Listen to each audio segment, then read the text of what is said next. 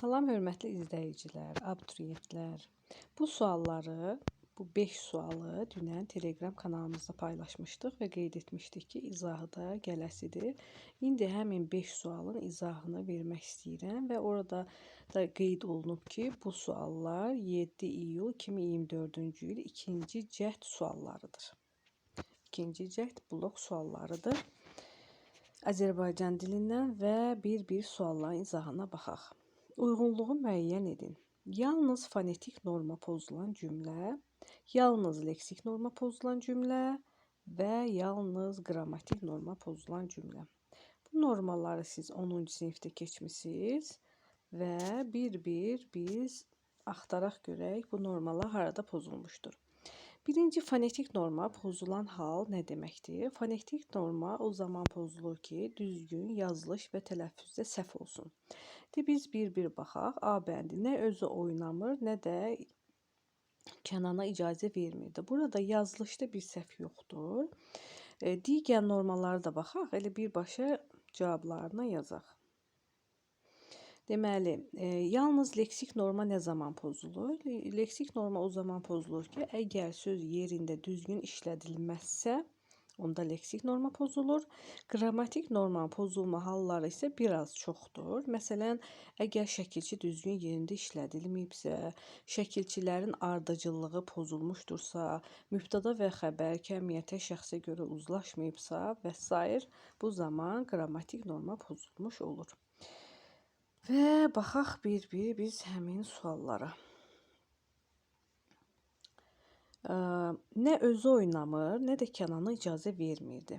Burada bayaq dedik ki, fonetik norma pozulmayıb, lakin burada bir səhv var. Baxın, nə özü oynamır, əgər nə də bağlayıcısı işlənirsə, bu zaman xəbər təsdiqdə olmalıdır.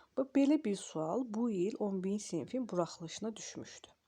Bu qaydadan yadınızda saxlayın. Əgər cümlədə nə də ki bağlayıcı işlənərsə, bu zaman feil, xəbər olmalıdır təsdiqdə. Burada olmalıydı ki, nə özü oynayır, nə də Kənana icazə verirdi. Yəni, heç birisini qoymurdu. Bu mənada olmalıydı. Burada səhv var. Əgər şəkilçidə səhv varsa, hansı norma pozuldu dedik? Qrammatik norma. Yəni, yazaq 3. B bəndi. Doğrudan da dünya xeyir və şər üzərində qurulur. Burada doğrudan yox, olmalıydı doğrudan. Əgər hərf səhvi varsa, nə dedik? Fonetik norma. Başqa bir səhv yoxdur. Yəni, hər ikisinə baxırıq. Çünki burada hər üçündə yalnız sözü yazılmışdır. C bəndi. Heyvan motivlərindən ibarət ornamentdən əks olunduğu bir çox xalça hərraca çıxarıldı. Burada heyvan motivlərindən ibarət ornament. Ornament yox, ornament olmalıydı. Burada o olmalıdır. Burada olub fonetik norma pozulub. Və bir çox xalça. Və bayaq qeyd etdik ki, qrammatik normanın pozulma halları çoxdur. Bunlardan birisi də budur ki, dilimizdə olan bir sıra saylarından sonra gələn isimlər hər zaman cəmdə olmalıdır. Burada yazılıb xalça. Xalça sözü təkdədir. Deməli, burada da hansı norma pozulub? Qrammatik. Burada 2 norma pozulduğu üçün C-ni heç birisinə aid etmirik. D bəndi. Şəhəri layihələşdirmək təklifi onun üçün gözlənilməz oldu. Biz bu layihə sözünü YouTube postumuzda da qeyd etmişdik, düzgün yazılış rubrikasında. Çünki layihə sözündə çoxu səhv edir. Əvvəl y olmalıdır, sonra h, layihə. Amma burada nə yazılıb? Layihə. Və cümləyə fikir veririk ki, başqa bir səhv burada yoxdur. Ona görə burada hansı norma pozulmuşdur? D-də pozulmuşdu, yalnız fonetik 1. Sonra xalqın seçmə oğulları torpaqlarımız uğrunda vəfat etdilər. Vəfat etmək mənası nədir? Öz əcəli ilə ölmək. Amma burada həlak olublar, şəhid olublar. Ona görə burada söz yerinə uyğun gəlmədiyi üçün burada hansı norma pozulub? Leksik norma və başqa bir norma pozulmayıb. Buna əsasən də demək olar ki, Y bəndi hansı oldu? 2. Buna əsasən də demək olar ki, yalnız fonetik norması pozulan bir doğrudan sözü olan B, bir də D, layihə yazılıb, B, D. İkincisi leksik norma pozulan qeyd etdik Y-dir, 2Y. Və üçüncüsü yalnız qrammatik norma pozulan isə A bəndi oldu, o da oldu. Bu da şəkilçi uyğun gəlmirdi. Buna əsasən də demək olar ki, cavabımız 1B, D, 2Y, 3A və cavabımız da A bəndi. Bu birinci sualımız. Sonra keçək ikinci sualımıza. İkinci sualımızda nə deyilir? Nümunələrdə vasitəsiz nitq və müəllif sözünə işləmə ardıcılığı nəzərə alaraq uyğunluğu müəyyən edin. Ümumiyyətlə, vasitəsiz nitq və vasitəsiz nitqli cümlələr hər zaman 11-ci sinif imtahanlarına düşür. Ona görə burada diqqətli olaq. Əslində asan mövzudur. Sadəcə biraz gərək diqqətli olaq. Birincisində nə yazılıb? Vasitəsiz nitq və müəllifin sözləri. Necə olmalıdır? Vasitəsiz nitq və müəllifin sözləri, vasitəsiz nitq, müəllifin sözləri. Belə bir sxem olmalıdır. İkincisi, müəllifin sözləri əvvəl gəlir, sonra vasitəsiz nitq, yəni müəllifin sözləri vasitəsiz nitq gəlməlidir. Üçüncü, müəllifin sözləri və vasitəsiz nitq və müəllifin sözləri, yəni vasitəsiz nitq müəllifin sözlərinin ortasında gəlir. Bu cümlələri bir-bir seçək. A bəndi. Firidun, mən bu çətin işin öhdəsindən gələcəyəm, dedi. Deməli, A bəndi oldu. Hansına uyğun gəldi? Mən bu çətin işin öhdəsindən gələcəyim olur vasitəsiz nitq. Firidun oldu müəllifin sözləri, dedi oldu müəllifin sözləri. Yəni vasitəsiz nitq müəllifin sözləri arasında gələn 3. Deməli nə oldu? 3. A oldu 3. 2. Eybi yoxdur. Mən əziyyətdən qorxmuram deyə İbrahim qardaşını arxayınlaşdırdı. Bu vasitəsiz nitq əvvəl gəldi. Eybi yoxdur. Mən əziyyətdən qorxmuram. Bu vasitəsiz nitq buna uyğun gəldi və deyə İbrahim qardaşını arxayınlaşdırdı. Bu uyğun gəldi 1-ə. Arabaçı dedi, gəl otu arabaya yükləyək. Müəllifin sözləri və vasitəsiz nitq. Baxın, arabaçı dedi, müəllifin sözləri, gəlin otu arabaya yükləyək, vasitəsiz nitq. Bu da uyğun gəldi 2-yə. 2-yə. Sonra keçək digər bəndə. Eybi yoxdur. Yox, D bəndi. Ay balam, nə qədər işləmək olar deyə bacısı qərənfili danladı. Burada D bəndi vasitəsiz nitq. Baxın, ay balam, nə qədər işləmək olar? Bu vasitəsiz nitq. Deyə bacısı qərənfil danladı, oldu müəllifin sözləri. Bu da uyğun gəldi 1-ə. Və sonuncusu, əziyyət çəkməyin dedi. Özüm edərəm. Burada Y bəndində dedi sözü müəllifin sözüdür. Müəllifin sözü vasitəsiz nitqin arasında işlənir. Belə bir cavab yox idi. Ona görə Y bəndini çıxırıq ümumiyyətlə. Bu yoxdur. İndi cavabımıza baxaq. 1, yəni vasitəsiz və müəllifin sözlərindən ibarət olan oldu BD, 1 BD, 2C, yəni müəllifin sözləri vasitəsiz arabaçı olan 2C və 3 A bəndi. Cavabımız oldu Y. Keçək digər üçüncü suala. Hansı sıralarda nöqtələrin yerinə uyğun saitlər yazılmalıdır? Belə suallarda yenə biz YouTube postlarını tez-tez paylaşırıq. Yəni düzgün yazılış qaydasına əsasən bir baxaq. Kollegial, yəni onun altına o olmalıdır. Bu o düzdür. Burada o. Baxın, o düzdür. O. Sonra pedagogika. Burada da A düzdür. Müşkül Ü düzdür. Bu bir düzdür. Biri götürürük. Kapella. Kopella yok. Burada A olmalıydı. Bakın A olmalıdır. Diyalekt A olmalıdır. Müdaxilə Ü olmalıdır. Burada bir dənə kapella sözü pozdu. 3. Kolorit O. Aftalmologiya. Bu sözde biz yazmıştık YouTube postunda. Burada A olmalıdır. Mühakimədə də Ü olmalıdır. Bu da doğrudur. Dördüncüsü katalizator A'dır. Ama burada nedir? O'dur. Katalizator uyğun gəlmədi. Korifey o olmalıdır. Bu da pozdur. İnsulin. Bu da U olmalıydı. Bu da pozdur. Üçü də pozdur. Cavabımız oldu 1, 3, A bəndi. Keçək digər suala. 4-cü sual. Zehin sözünə əsasən cədvəldəki düzgün fikirləri müəyyən edin.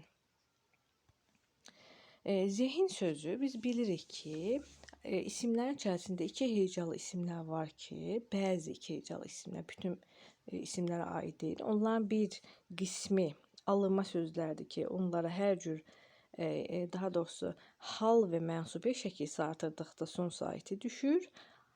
Bəzi yenə milli sözlərimiz var idi ki, onları yalnız mənsubiyyə şəkilsi artırdıqda son saiti düşürdü.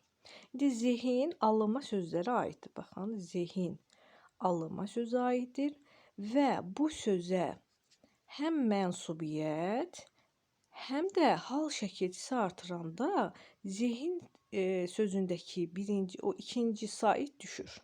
İndi buna əsasən biz bu cədvəli işləyək. Təsirlik halda olan isimdirsə, əgər zehin sözü təsirlik haldadsa, onda necə olmalıdır? Zehni. Düzdürmü? Çünki biz qeyd etdik ki, hal şəkilsi artıranda düşür. Zehni. Təsirlik halda olursa deyir ki, ikinci hecasındakı sait düşmür. Bizə sualda nə deyilir? Düzgün fikirlər. Düşmür, səhvdir. Düşür axı. Zehni düşdü. Bir səhvdir. Biri çıxırıq. İki hecalıdır. Cümlədə xəbərin ifadə vasitəsi ola bilməz. Zehni sözü təsirlik haldır. Təsirlik hal heç vaxt xəbər ola bilmir və iki hecalıdır. Doğrudur. İkinci cavab doğrudur. Keçək üçüncüsünə. Adlıq halda olan isimdirsə, adlıq halda olan isim necə olacaqdır? Elə zehin formasında olacaqdır. Yəni adlıq halda olanda heç bir sait düşmür burada. Mübtədanın ifadə vasitəsi kimi çıxış edə bilər. Bəli, zehin önəmlidir. Məsələn, zehin, nə zehin? Yəni adlıq haldısa təbii ki, mübtəda ola bilər. Bu doğru fikirdir. Və digər cavaba baxaq. Yiyəlik halda olan isimdən ayrı işlənə bilməz. Adlıq haldadırsa, niyə yiyəlik halda olan isimdən ayrı işlənə bilməz ki?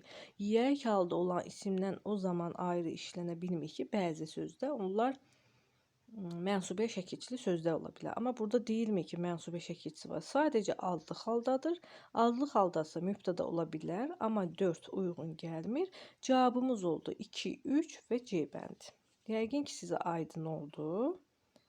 Və əgər aydın deyilsə, bu mövzuları biraz zəif bilirsinizsə, mütləq imtahana kimi təkrarlayın.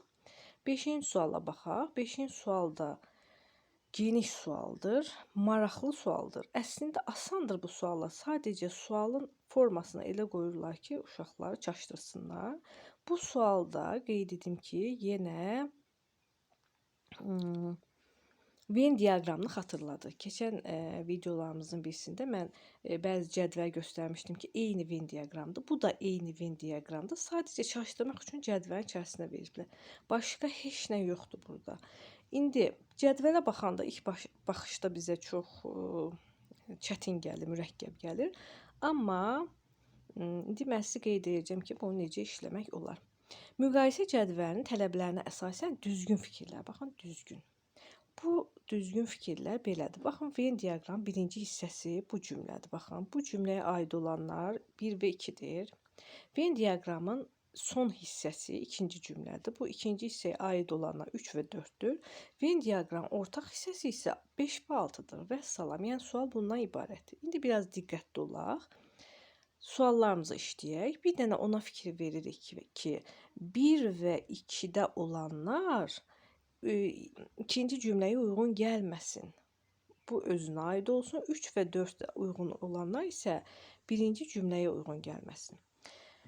İndi cümlələrimizə baxaq. Mürəkkəb sözlər fərqli nitq hissələrinə aiddir. Birinci cümlədə nə deyilir? Kinostudiyada ssenaristlə aktyorlar yorğun-yorğun rejissora baxırdılar. Mürəkkəb sözlər. Burada mürəkkəb söz kinostudiyadır. Bu 1. Bir də mürəkkəb söz yorğun-yorğundur. Fərqli nitq hissəsində kinostudiya isimdir. Yorğun-yorğun zərfdir. Bu doğrudurmu? Bəli, doğrudur. Amma biri götürməyə hələ ki çalışmırıq. O dəqiqə çalışmayaq. Keçək indi ikinci cümləyə. O əlinin nəcib hərəkətini bəyənirdi, amma bu kiçik uşağın vəziyyətini də düşünürdü. Bu cümlədə də birdə olan qayda varmı? Mürəkkəb sözlər varmı və fərqli nitqsələrin aiddirmi? Biz baxırıq, burada mürəkkəb söz ümumiyyətlə yoxdur. Deməli, bir, yalnız elə birinci cümləyə aiddir. Biri götürürük. Əgər ikinci cümlədə olsaydı, onda biz bunu səhv götürəcəkdik. 2. Cümlə quruluşca sadədir. Nə edirdilər? Baxırdılar. Kim baxırdı? Senarist və aktyorlar. Həmcins xəbərlər, mübtədalar var və bir xəbər. Yəni bu sadə cümlədir. Yenə də tələsmirik götürməyə. Keçək ikinci cümləyə baxaq. Əlinin nəcib hərəkətini bəyənirdi. O əlinin nəcib hərəkətini bəyənirdi. Nə edirdi? Bəyənirdi. Kim? O. Amma bu kiçik uşağın vəziyyətini də düşünürdü. Nə edirdi? Düşünürdü. Kim? O. Deməli, bu necə cümlədir? Sadə. Hər ikisi sadə olduğu üçün 2 götürmürük 2-ni. Çünki hər ikisi sadədir. Bu təkcə birinci cümləyə aid olmadığı üçün bu səhv oldu. Keçək üçüncü cümləyə. Amonimliyə malik köməkçi nitqsəsi işlənmişdir. Burada köməkçi nitqsəsi amma bu kiçik uşağın vəziyyətini də, yəni başqa şeylər də düşünür, vəziyyətini də düşünür. Bu bağlayıcıdır, həm də ədadla amonimdir. Burada amonimlik var, amma yenə də tələsmək, 3-ü götürməyə keçək birinci cümləyə.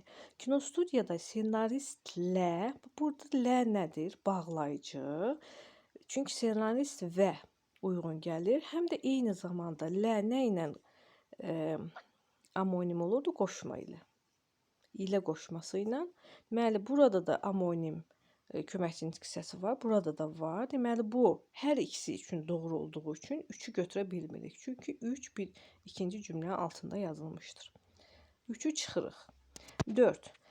Sifəti əvəz edən əvəzlik mənsubiyyətə görə dəyişə bilir. Burada sifəti əvəz edən əvəzlik bu sözüdür. Baxın, bu kiçik uşağın vəziyyətini də düşünürdü. Bu, hansı bu sifəti əvəz edib, əvəzlikdir, doğrudur. Lakin bu sözü mənsubiyyətə görə dəyişə bilmir. Yəni birinci cümləyə baxmağa heç ehtiyac yoxdur, çünki bu fikir özü səhvdir. Bu sözü mənsubiyyətə görə dəyişmir. Sadəcə heç birinci cümləyə baxmayaq, bu yanlışdır. Keçək 5 və 6-ya. 5 və 6 isə Venn diaqramının ortaq hissəsidir deyək. Hər ikisinin ortaq xüsusiyyətidir. Cümlədə söz birləşməsi ilə ifadə olunan baş üzv yoxdur. Biz baş üzvləri burada yazdıq.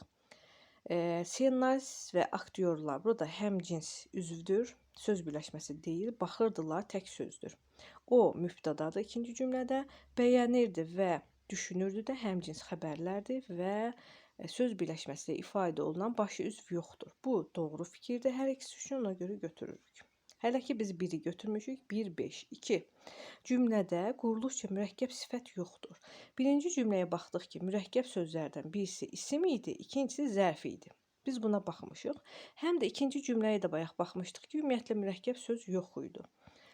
Və bu doğru fikirdir ki, cümlədə quruluşcu mürəkkəb sifət yoxdur. Bu da doğru fikirdir, altında götürürük. Nəticədə cavabımız hansı oldu? 1, 5, 6, bu da oldu B bəndi.